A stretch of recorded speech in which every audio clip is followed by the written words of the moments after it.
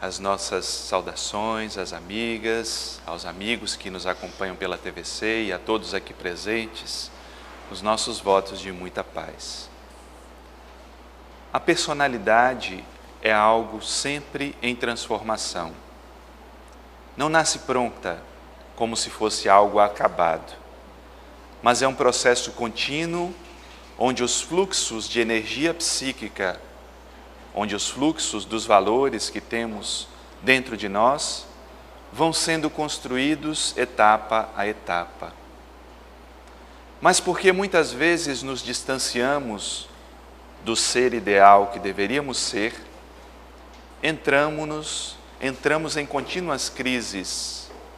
São crises existenciais, crises de relacionamento, crises familiares, que apontam sempre esse processo de construção da criatura humana para algo mais aprimorado.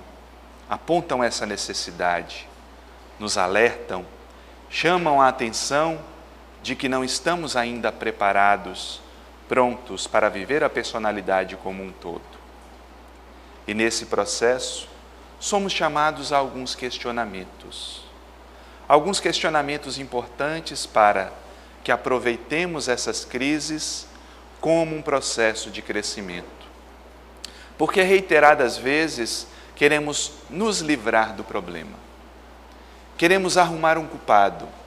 Queremos encontrar alguém que seja o responsável por estar vivendo aquela situação.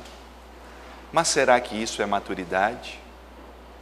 Será que isso é uma reflexão positiva perante as crises que nós vivenciamos? Ou isso é um processo psicológico de fuga e, o que é pior, fuga de nós mesmos? Quantas vezes nas crises desejamos fugir de nós mesmos? Desejamos fugir da própria oportunidade que a vida nos concede de trazer à tona esse potencial que somos, mas desconhecemos. Ou então que teimamos em negar.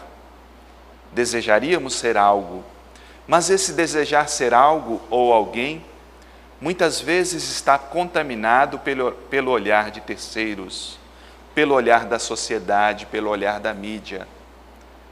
Mas se pensarmos bem, não deveremos pensar no que gostaríamos de ser, mas, efetivamente, o que nós devemos nos tornar.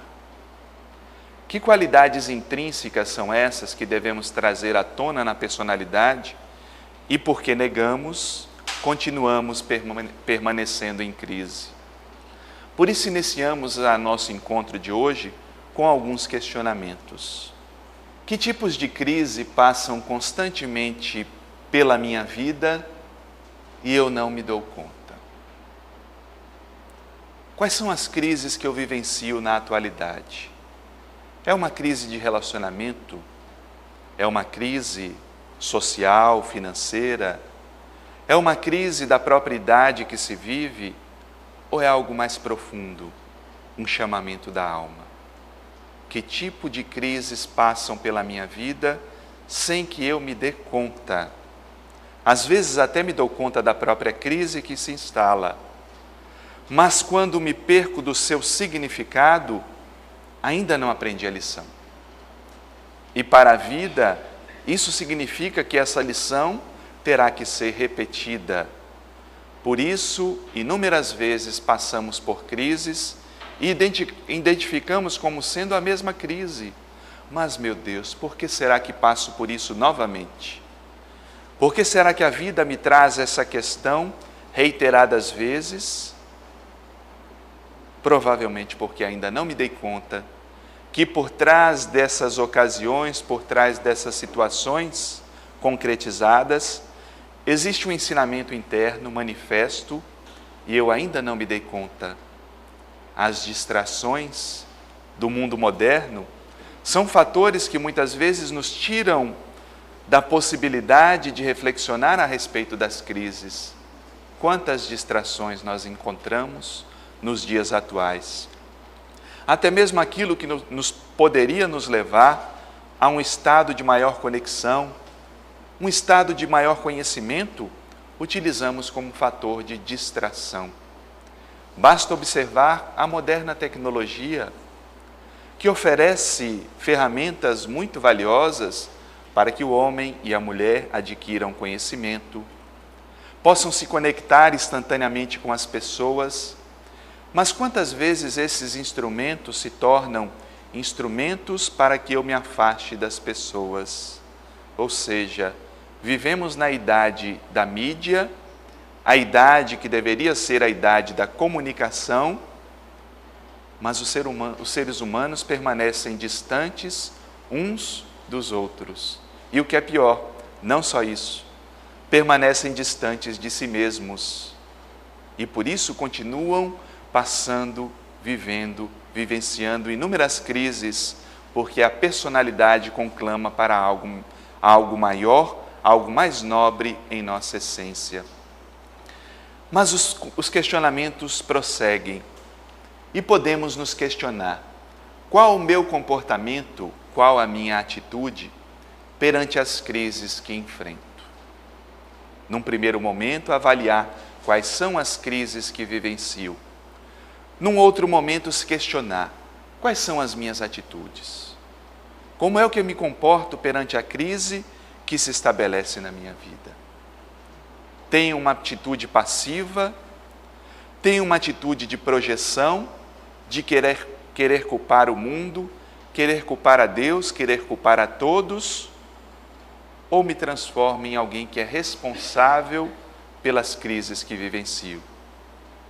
Porque se temos uma consciência espiritual da vida, se nos acreditamos espíritos, sabemos, as leis da vida trazem de volta tudo aquilo que eu mesmo construí. Eu mesmo construí, então eu sou artífice, engenheiro, arquiteto da minha própria vida. E se eu mesmo construí, será que não tenho também as ferramentas para lidar com as crises que se estabelecem? Identificar qual tipo de comportamento, atitude, possibilita uma mudança. Se a minha atitude é passiva, de espera somente, eu devo modificar esse estado de coisas. A minha atitude deve ser mais dinâmica, proativa, porque já dizia um antigo filósofo: a melhor mudança é aquela que eu mesmo ajudo a construir. Porque essa eu sei o valor do sacrifício, essa eu sei o esforço que foi necessário para que a mudança se efetivasse. Mas quando eu percebo as mudanças somente como algo externo, me considero uma figura passiva dentro do amplo processo de transformação que a vida coordena e comanda.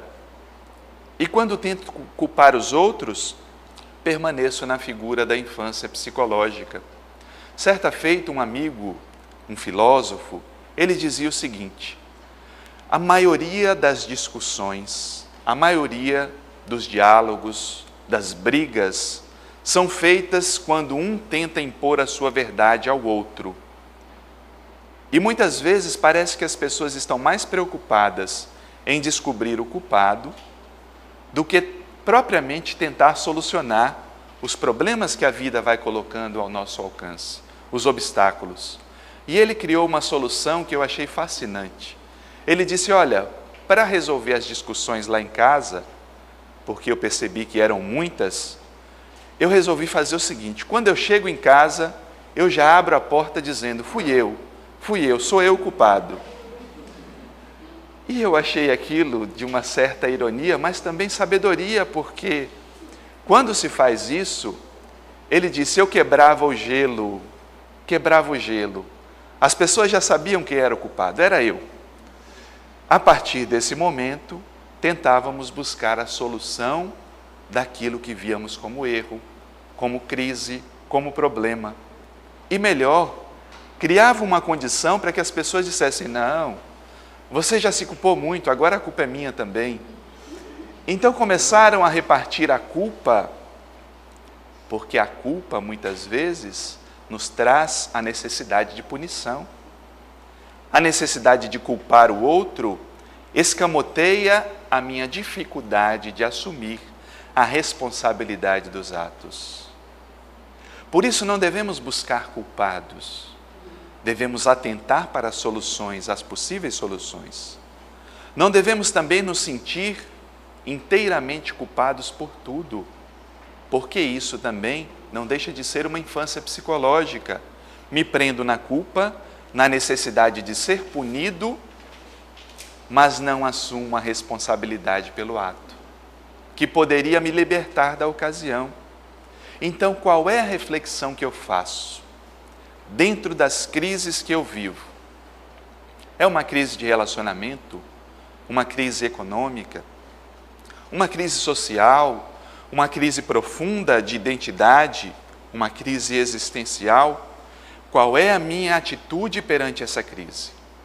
Quais são as escolhas que eu faço? Ou eu fico no papel daquele que nada escolhe, portanto, escolho ficar na passividade? Esse é um segundo questionamento, que logo nos leva a um terceiro questionamento. Quais atitudes ou escolhas minhas contribuem para gerar as crises que vivencio? Esse é defluente do segundo questionamento, porque a partir da percepção de que eu tomo ou deixo de tomar atitudes, elas contribuem ou não para as crises que eu vivencio. Se feitas as reflexões, eu percebo que não são efetivamente as minhas atitudes que geram a crise, é possível que nós reflitamos da seguinte forma: existe a crise vivenciada de forma natural e que às vezes tem poucos componentes da minha atitude, que é a própria crise da vida tentando estabelecer novos padrões na minha personalidade. Isso nós verificamos na própria faixa etária. Nós tivemos que deixar o corpo de criança para que o corpo de adolescente fosse instalado. E assim a maturidade, a idade, a chamada terceira idade, o corpo, o envelhecimento do corpo, passa por diversas crises, assim como o nosso psiquismo. Porque o self funciona tal qual uma semente. Uma semente que deve se transformar, mas que precisa do solo, precisa adentrar-se pelo solo, arrumando os materiais orgânicos, os minerais necessários para a planta se alimentar e começar a crescer. A personalidade também precisa mergulhar profundamente em sua própria sombra, em si mesma, encontrar os valores como a semente encontra na terra, todas as substâncias que lhe alimentem, nós encontramos nos valores internos, que são o nosso alimento da alma. Mas isso deve ser um processo constante de transformação, porque quando as crises se estabelecem, elas nos chamam para algo mais profundo em nossa personalidade. Porque, como diz Joana de Ângeles, em Encontro com a Paz e a Saúde, ninguém consegue fugir da sua essência, da origem divina.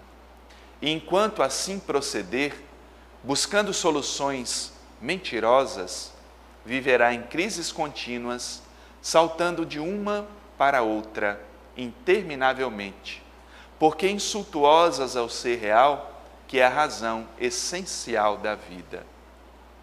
Ninguém consegue fugir da sua essência, que é divina.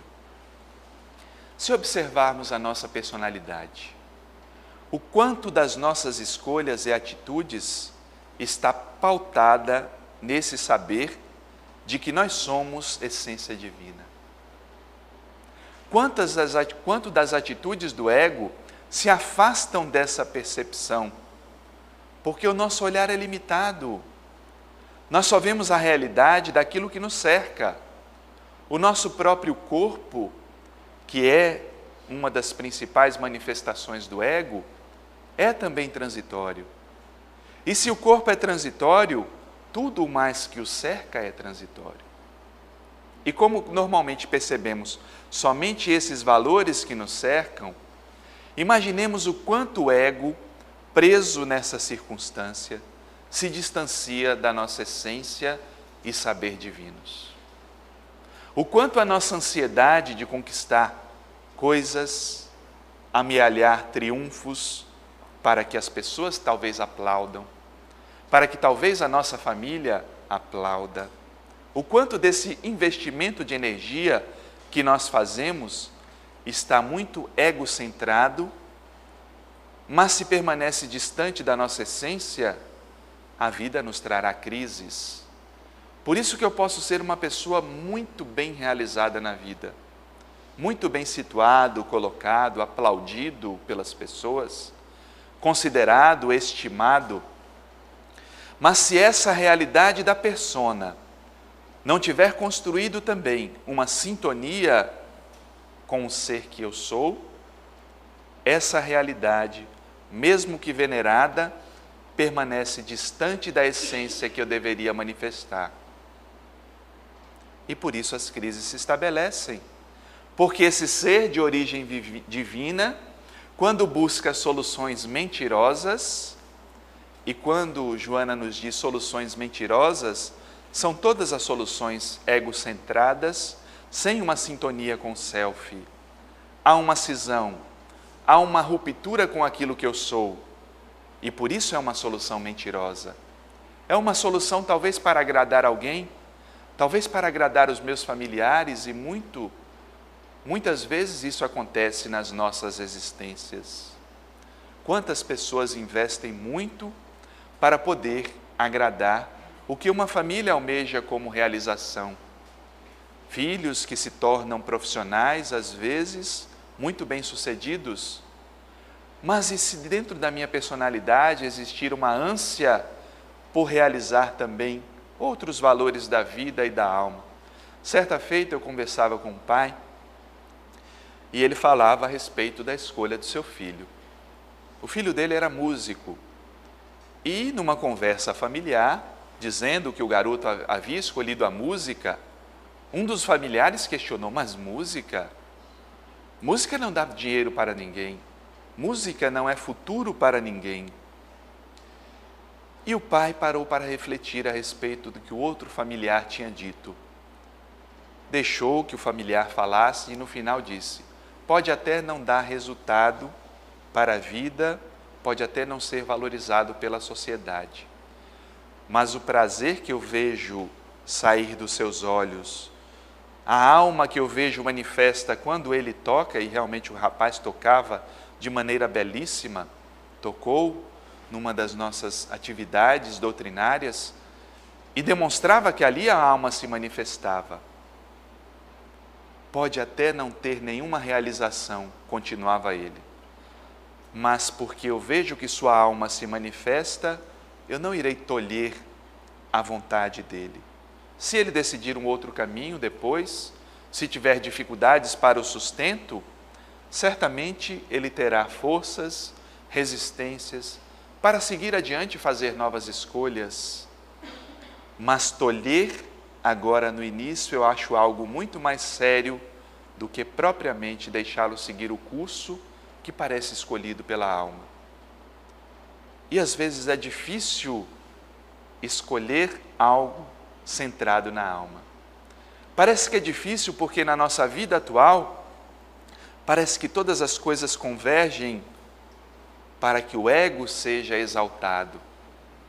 Vivemos uma era da ditadura da beleza, da ditadura do status, do poder, e isso é muito venerado e aplaudido.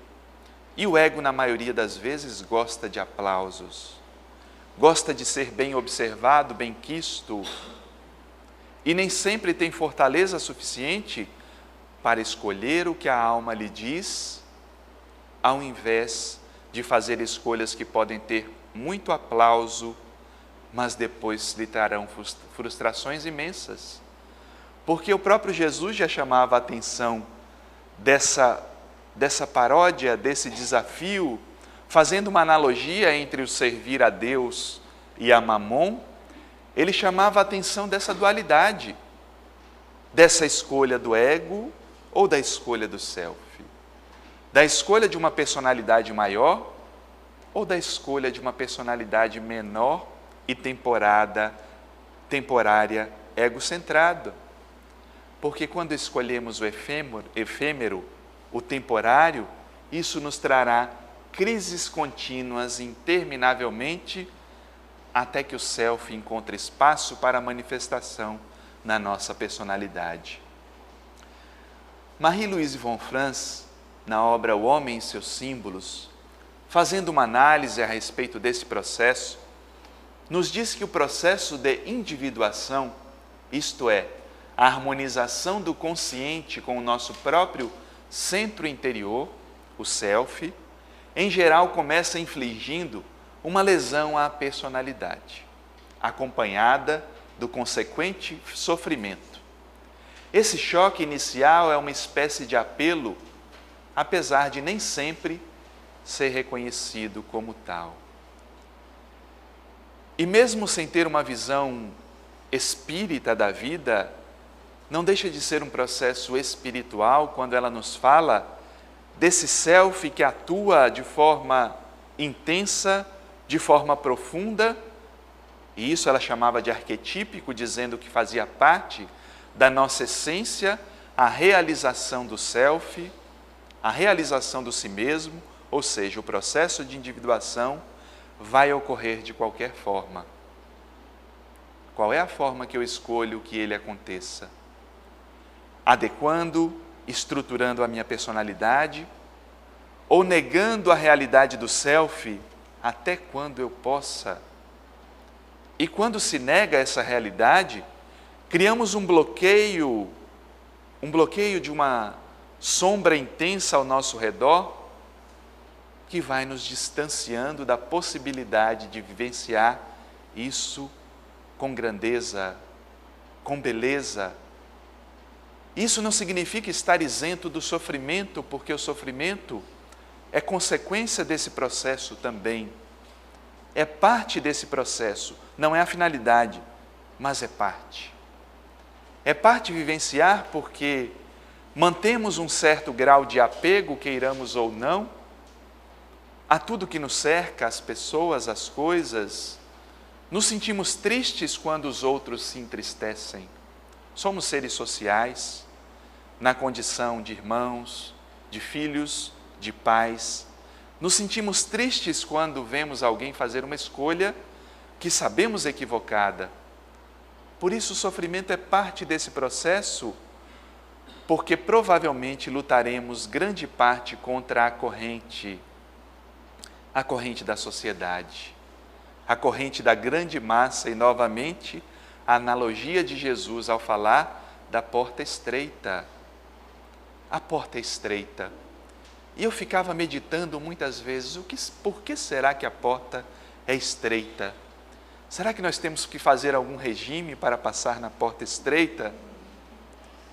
Talvez não seja propriamente o regime da comida, mas talvez um regime psíquico, uma melhor escolha dos nossos sentimentos, das emoções que nos acompanham, dos ensinamentos que vão permear a nossa jornada, de tudo aquilo que vai acompanhar a minha escolha de vida, o meu caminho mesmo perante crises que virão inevitavelmente. As crises virão, não como punição, mas como esse processo da vida, esse processo dinâmico de trazer à tona o que há de melhor em mim, o que existe de melhor em mim.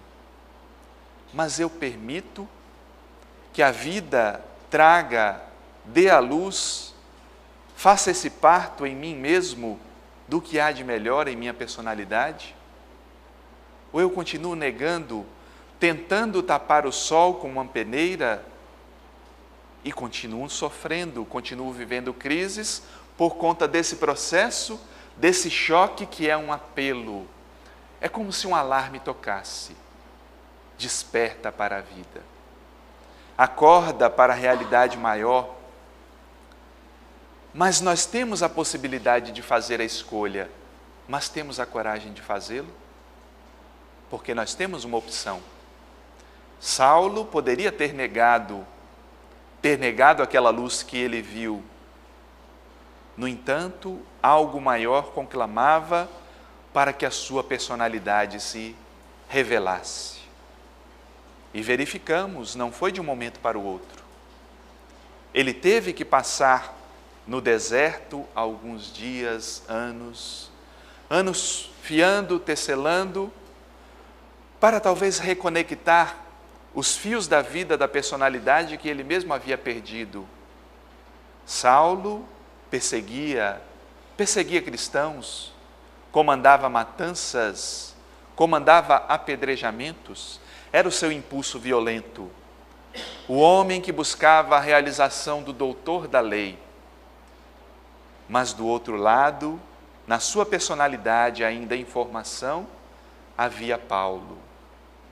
Paulo heróico, o bravo, aquele que lutava pelo Cristo, não com as armas da violência e da imposição pela força, mas através da consciência, da renúncia, da dor de ver até mesmo seus familiares expulsando-o de casa.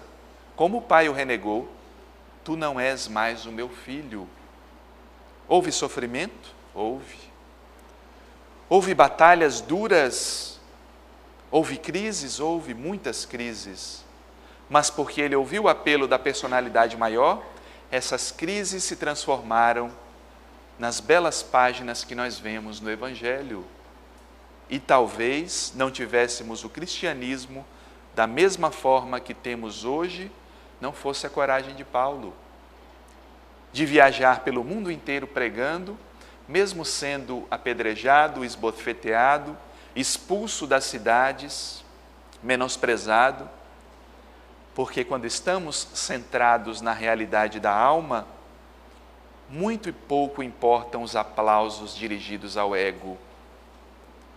E as crises vêm e vão, mas sabemos, são partes da vida para que o processo de individuação, esse chamamento do self, se realize em nós.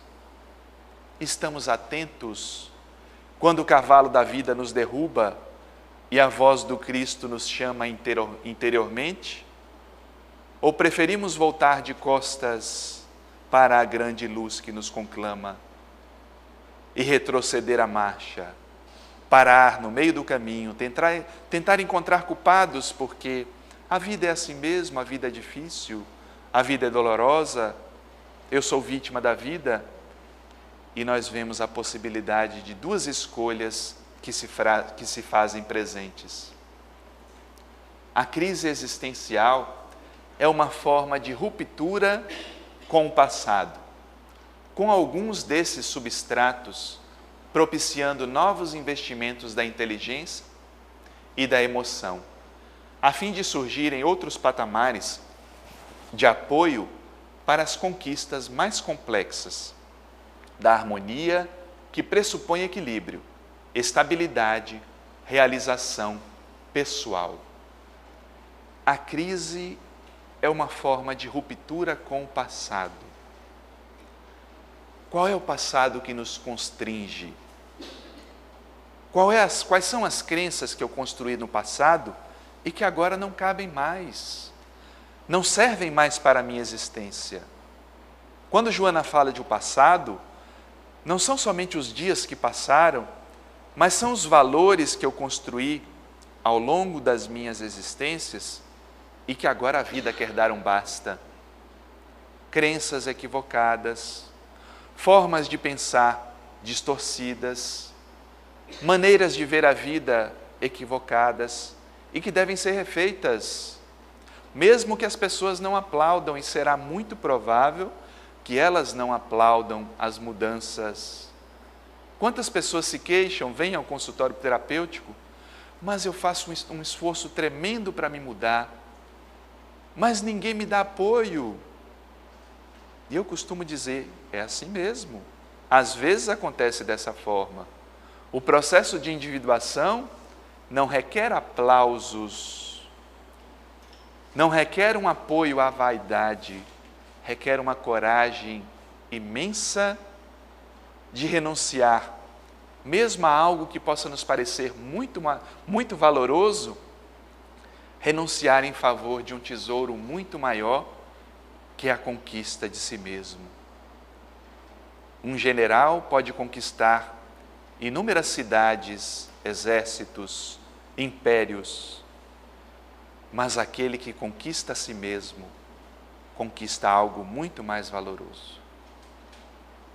Aquele que mergulha em si mesmo, na sua própria sombra, faz o contato com esse passado e pode romper com esse passado, o que não significa romper com as pessoas de maneira abrupta, violenta. Não estamos rompendo com pessoas, estamos rompendo com crenças equivocadas. Se as pessoas desejarem romper conosco, por conta da nossa nova escolha de viver pautado no si mesmo, é porque não nos admiravam em essência, mas aplaudiam a nossa persona, que talvez fosse agradável para elas, talvez fosse útil dentro de um contexto social, familiar, e quando nos mobilizamos numa nova direção, as forças se modificam e a crise se estabelece como necessidade. Necessidade de chamar a atenção também dos outros, de que a vida é um processo dinâmico de construção.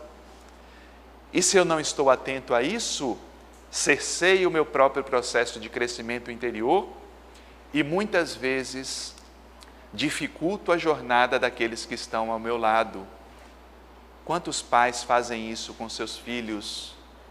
Podam aspectos da personalidade que poderiam ser muito úteis para a jornada de individuação e vão dificultando a marcha daqueles que estão ao seu lado. É certo que sabemos que a vida tem seus mecanismos, mas se nos auxiliarmos dentro desse processo, o ganho coletivo de vivenciar algo maior será muito intenso. Mas enquanto isso não se dá de forma coletiva, somos convidados a cada um ir fazendo sua jornada, agregando, unindo forças dentro desse processo, para que a individuação, a conscientização de forma mais ampla do espírito que somos, gere um novo estado, uma nova consciência. Falamos tanto em mundo de regeneração. Estamos nos regenerando? A nossa consciência tem uma atitude de quem busca essa regeneração? Ou ainda permanecemos dentro de um processo passivo, aguardando a instauração desse novo reino, mas que ele venha como o soar de trombetas anunciadas no Evangelho? Não são trombetas externas, são internas. E elas soam há muito tempo falando dessa necessidade de reformulação, de transformação, de investimento em si mesmo, não como algo egóico, egoísta, mas como algo profundo de uma alma que busca respostas cada vez mais profundas. É necessário, portanto, que se dê a transformação, a evolução dos conceitos, o engrandecimento dos valores. Para tal fim, às vezes, é preciso que ocorra a demolição das estratificações, do arcaico, do ultrapassado. Identificado o passado que nós temos que romper, a destruição é inevitável. Não se entenda a destruição como destruir os outros. Não devemos destruir os outros, mas destruir essas estratificações psíquicas que permanecem no inconsciente, atormentando nossas vidas. Destruir para que novas bases sejam construídas, como já mostrava o Livro dos Espíritos, falando da lei de destruição, que além de uma necessidade da terra, uma necessidade coletiva, trata-se também de uma necessidade individual. É necessário que se destrua para que se construa algo novo. Isso nós vemos no exemplo da vida, no exemplo da própria natureza que traz a transformação. Quer ver algo mais belo que o processo de gestação? Há poucos meses atrás eu acompanhava uma dessas belezas que a natureza nos proporciona, que é o nascer de uma ave.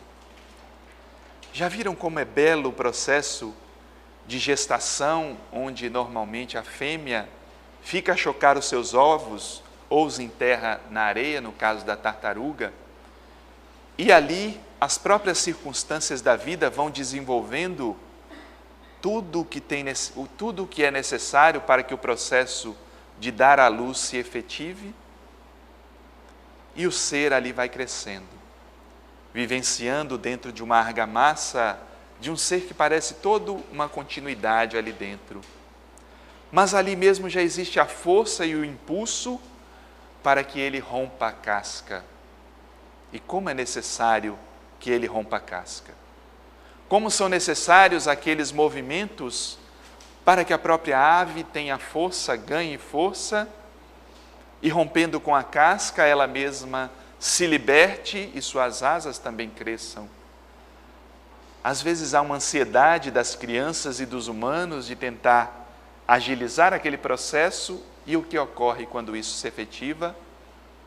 As aves morrem, porque ainda não construíram a força necessária para romper a casca do ovo.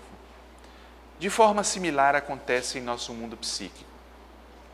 Precisamos disso que nós vemos como crise, dessa dificuldade que parece uma casca intransponível, mas que é a própria vida nos convidando. Estimule suas forças internas, rompa com todas as crenças equivocadas, dê engrandecimento aos seus valores, evolua os seus conceitos, porque essas serão as ferramentas necessárias para que você possa vir à luz do dia, para que você possa reconhecer algo maior e mais profundo. E no nascer das tartarugas, elas correm instintivamente em direção ao mar. Não sei se vocês já tiveram a oportunidade de ver como é belo esse movimento. Correm instintivamente. Aquilo se trata de algo instintivo que a natureza construiu ao longo das eras como um movimento natural. Nós que permanecemos com o instinto, mas já temos a consciência, somos chamados a um outro mar, a um mar mais profundo, a um mar de imensa vida, de imensas possibilidades, que muitas vezes nós negamos porque tememos esse mar. Temos medo desse mar.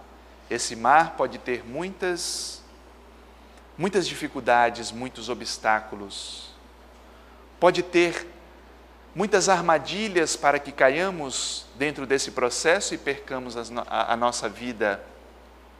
Mas aqui não se trata de um processo de temer as dificuldades, mas de verificar as inúmeras possibilidades que a vida nos coloca para que se efetive o que há de mais belo na natureza humana e que nós negamos, que nós reagimos, que nós não queremos conversa porque estamos tão centrados na nossa vida, no que chamamos de realização, que perdemos essa possibilidade.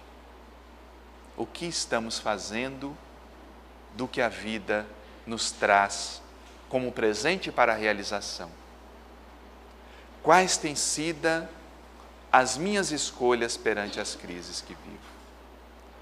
Qual tem sido o meu comportamento estimulando para que as crises se intensifiquem, ou ações proativas para que essa crise tenha proveito, para que essa crise seja produtiva e me traga um crescimento, realização pessoal, não talvez como o mundo vê a realização, mas realização no sentido de verificar que minha alma permanece e está cada vez mais próxima da vivência que tenho no ego.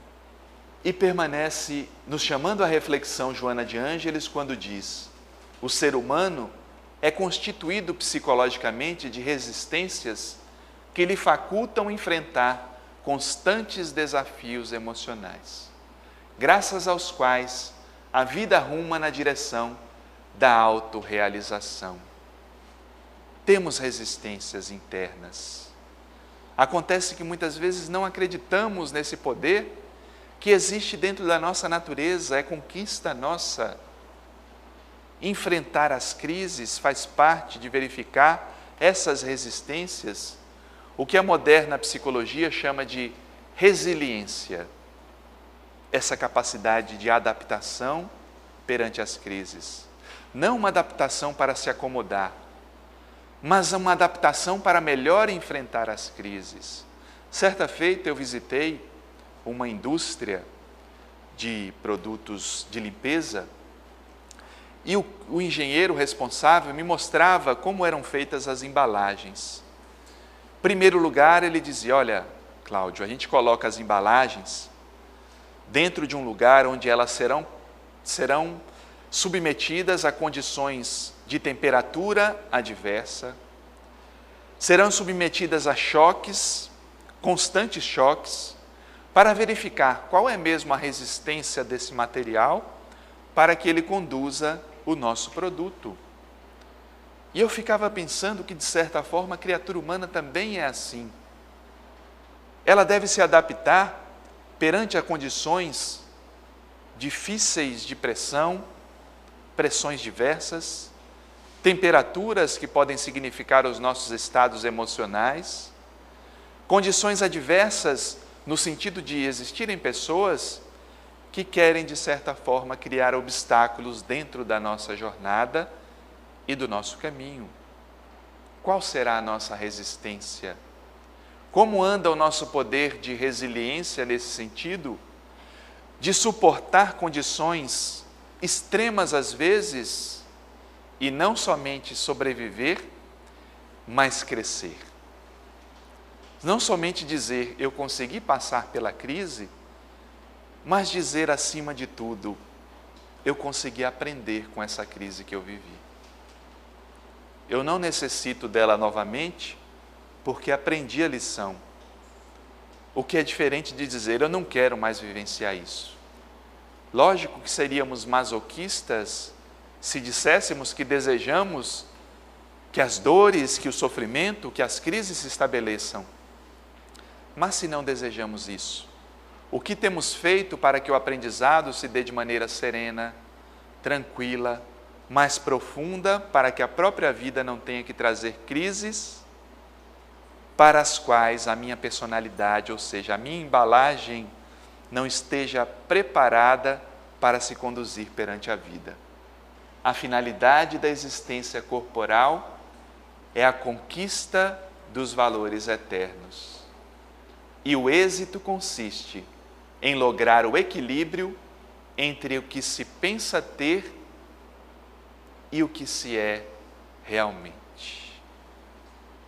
O equilíbrio consiste em lograr o equilíbrio entre o que se pensa ter e o que se é realmente. Quantas coisas nós pensamos ter? Eu penso que tenho tantas coisas, eu penso que sou dono de tantas coisas, penso que controlo tantas coisas, quantas pessoas ao meu redor, e crio mecanismos artificiais para manter essa minha crença de que sou dono de muitas coisas. Coloco energia, coloco intensidade na minha vida para que isso se efetive, se realize. Onde está o meu ser nessa história? Onde está aquela personalidade que eu devo ser e que está distante da persona que eu construí? Porque enquanto estivermos distantes daquilo que devemos ser, a vida coloca inúmeras crises perante aquilo que eu penso ter, para que um dia a personalidade perceba quanta energia gasta em lutas sem razão de existir. Porque ao invés de lutar contra o que a vida estabelece, eu devo ser, na verdade, um companheiro dessas crises que a vida coloca no meu caminho, sabendo que são lições da vida para o engrandecimento do eu que eu sou, em detrimento daquilo que eu construí na minha personalidade. O mundo vive inúmeras crises ecológicas, econômicas, sociais, institucionais. Mas talvez a razão de ser dessa crise esteja no cerne do ser humano que se dissociou e se distanciou da sua própria alma. Enquanto distantes da nossa própria alma, distantes da nossa própria essência, as crises continuarão nos chamando constantemente, intensamente, para que um dia possamos efetivamente dizer: agora eu entendo a lição da vida. E abraçando todas as forças possíveis, rompendo com crenças equivocadas, nos entreguemos à beleza que é viver, a beleza da oportunidade de estar, nesse momento, enfrentando tudo o que enfrento, mas para nascimento do divino que existe dentro de cada um de nós. Ficamos aqui com as nossas reflexões, desejando a todos vocês uma boa semana e até o nosso próximo encontro.